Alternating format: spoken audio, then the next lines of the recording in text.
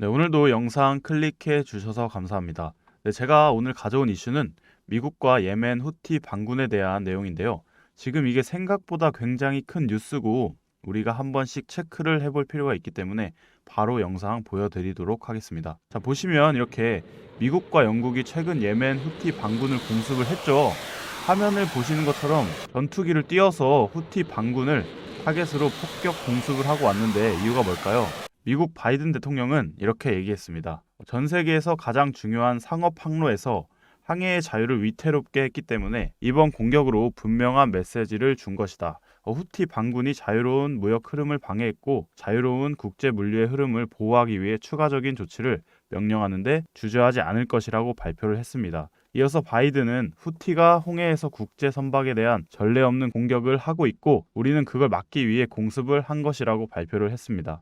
그럼 예멘의 후티 반군이 어디 있는지 알면 이해가 훨씬 쉬우실 텐데 위치가 표시되어 있는 것이 바로 홍해입니다. 그 초입에 있는 나라가 오른쪽에 보시면 예멘이고 사우디아라비아 남서쪽에 위치하고 있죠. 그래서 전 세계 국제 선박들이 이 홍해를 통하여서 최종적인 관문으로 스에즈 운하까지 통과를 해서 지중해로 항해를 하는 거죠. 예멘은 인구가 3,300만 명인데 이 중에 수니파가 65%, 시아파가 35%로 나눠져 있는 나라라고 하는데 후티 반군은 말 그대로 예멘 국가의 정규군이 아니라 예멘 일부분만 차지하고 있는 시아파의 무장 단체입니다. 반군이면 자기네 나라들 정규군하고 싸울 것이지 왜 지나가는 글로벌 상업용 운반선을 공격을 하는 걸까요? 네, 아시다시피 작년 10월 7일 이스라엘과 하마스의 전쟁이 시작이 됐죠. 그리고 나서 물론 하마스는 순위파지만 어쨌건 주변의 이슬람 국가들이 다 하마스를 지지를 하니까 당연히 시아파인 예멘 후티 반군도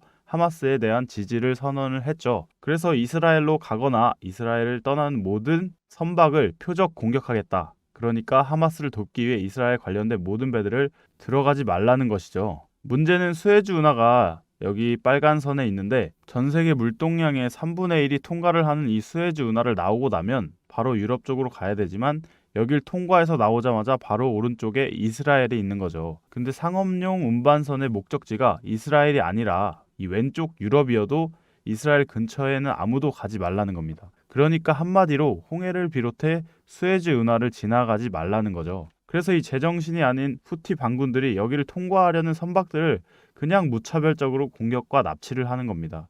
그래서 현재 약 30차례 드론과 미사일을 통해서 선박들을 공격했다고 합니다. 그리고 여기가 이렇게 네모나게 많이 좁아지는 구간이기 때문에 여기에 후티가 대놓고 여기서 막고 있어서 이걸 피해갈 방법이 없는 상황입니다. 실제로 작년 11월 19일에 일본이 영국한테 빌렸던 갤럭시 리더호를 납치를 하면서 이 배의 승무원들을 감금을 하고 있는 상태고 12월 들어서도 지나가는 선박들을 여러 차례 납치 시도 및 공격을 했다는 건데 이런 상황이다 보니까 세계 메이저 해운사들도 홍해 항해 중단을 선언한 상황입니다. 그래서 전쟁 상황이다 보니까 이쪽으로 돌아가겠다는 건데 이렇게 수에즈 운하를 통과를 안 하고 돌아가다 보면 아프리카 대륙의 전체를 돌기 때문에 약 8,000km의 엄청난 거리가 추가되는 거죠. 그래서 굉장히 많은 비용과 보험료가 들고 글로벌 운임지수 즉 컨테이너 비용도 계속 올라가고 있죠.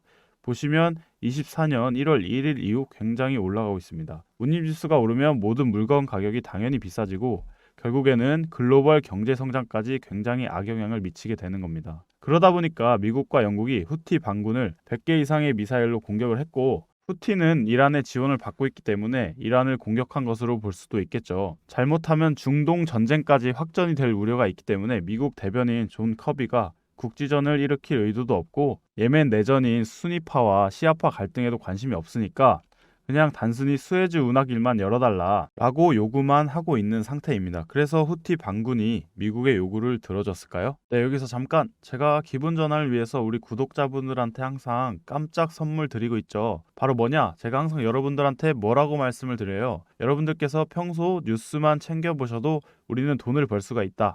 돈이 된다. 라고 제가 항상 강조해서 말씀을 드리고 있는데 자, 여기 보시면 요즘 국제적인 전쟁 상황과 맞물려서 K 방산 수출에 대한 이슈들이 끊임없이 나오고 있는데 이런 뉴스들을 보시면서 여러분은 어떤 생각을 하시는지 그냥 뉴스만 보고 끝내버리는지 제가 항상 되물어보고 싶은데 그 이유가 뭘까요? 제가 과거에 여러분들한테 뭐라고 말씀을 드렸죠? 작년에 이렇게 초전도체에 관심을 가지신 분들은 뉴스만 보고 넘기지 마시고 우리가 투자 쪽으로 이렇게 생각을 해보셔야 된다라고 말씀을 드렸어요. 그래서 많은 분들이 뉴스를 통해서 보셨을 텐데 이렇게 초전도체 이슈가 됐을 때 우리나라 부자들은 자연스럽게 어떻게 생각을 한다? 초전도체 관련주는 뭐가 될지 이렇게 자동적으로 생각을 한다라고 제가 말씀을 드렸어요. 그 이유가 뭐냐? 부자들이 봤을 때는 이런 사회적 이슈는 곧 돈으로 직결이 되고 돈이 몰리기 때문에 부자들은 항상 이런 식으로 사회적인 이슈를 그냥 흘려듣지 않고 이렇게 챙겨본다. 생각을 전환한다라고 제가 말씀을 드렸는데 이번에도 마찬가지입니다.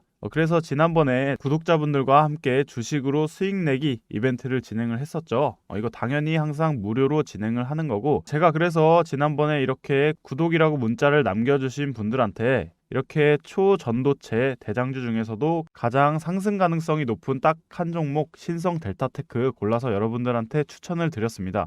그래서 내용을 보시면 아시겠지만 여러분들께서 어떤 가격에 사서 어느 가격에 파셔야 되는지 그리고 수익이 몇 퍼센트 달성하면 팔아야 되는지 이 부분까지 여러분들한테 알려드렸는데 실제로 어떻게 됐어요?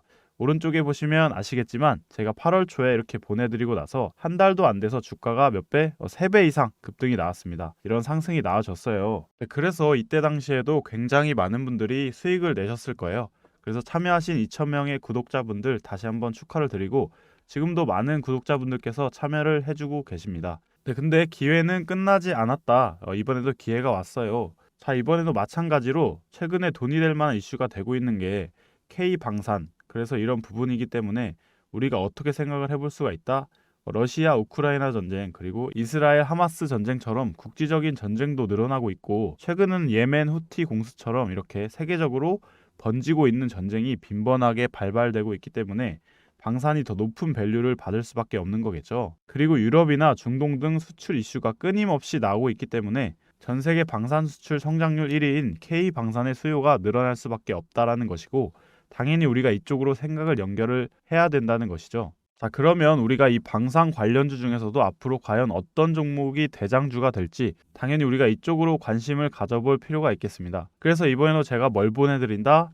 이번에는 방산이라고 이렇게 저에게 문자 남겨주시면 제가 방산 관련주 중에서도 가장 매출이 잘 나오고 대장주 역할을 하면서 주가가 크게 뛰어오를 한 종목을 여러분들한테 알려드리도록 하겠습니다. 그래서 여러분들이 주식으로 수익을 내는 연습을 한번 해보시라 이렇게 말씀을 드리겠고 혹시라도 내가 주식을 하지 않는다 하시는 분들은 주변 주식 하시는 분들한테 추천을 해주셔도 되겠죠. 그리고 우리 인생의 선배님들 연세가 좀 있으신 분들 중에서는 저는 좀 어려워요 하시는 분들이 있죠. 그런 분들은 한번 자녀분들께 내가 이 종목을 한번 생각해 봤는데 이 종목 한번 사봐라 이걸로 한번 돈을 벌어봐 이렇게 가벼운 조언을 해 주실 수도 있는 거겠죠. 그래서 지금 이 영상 보시는 시청자분들 중에서도 이 종목 나도 한번 궁금하다 나도 한번 돈을 벌어보고 싶다 이러신 분들은 누구나 어느 때건 상관없이 이렇게 제가 상단에 번호 남겨두고 있죠.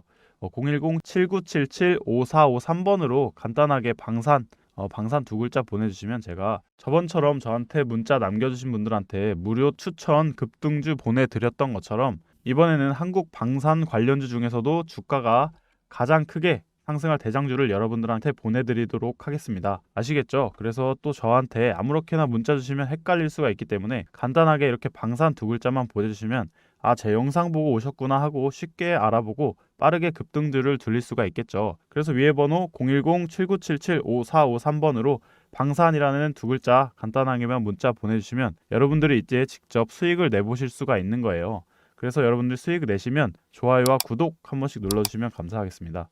별거 아닐지라도 유튜버들한테 큰 힘이 되거든요. 네, 이어서 영상 보시면 중독이나 후티 반군의 입장은 달랐는데요. 네, 미국이 이슬람을 공격한 것이라며 보복을 다짐한다고 밝혔고 지금 얘네는 미국이 중동을 공격했다는 거에만 꽂혀 있는 겁니다. 그리고 후티 반군 대변인은 미국과 영국은 반드시 대가를 치를 것이라며 홍해에서 선박을 계속 공격할 것이라고 밝혔고 이후 이스라엘 하마스 전쟁에 직접적인 개입을 하지 않던 이란까지 가세를 하면서 새로운 확전이 될 가능성이 커진 상황입니다. 그래서 미국과 영국의 합동 공습 이후 다시 바이든은 이란에 공개적인 메시지를 보내며 우리는 잘 준비되어 있다 라고 발표를 했습니다. 그래서 비공개 메시지에서까지 이란을 달랬을지 대응하겠다는 어떤 협박일지는 모르겠지만 결국 끝까지 간다라는 양상으로 가고 있는 흐름 속에서 이스라엘과 하마스 전쟁의 규모와 희생자들도 점점 많아지고 있는데 도대체 이번 사태가 언제 끝날지 확전에 대한 우려가 되는 상황입니다. 하루빨리 전쟁들이 마무리되고 더 이상의 인명피해가 나오질 않길 바라는 마음이네요.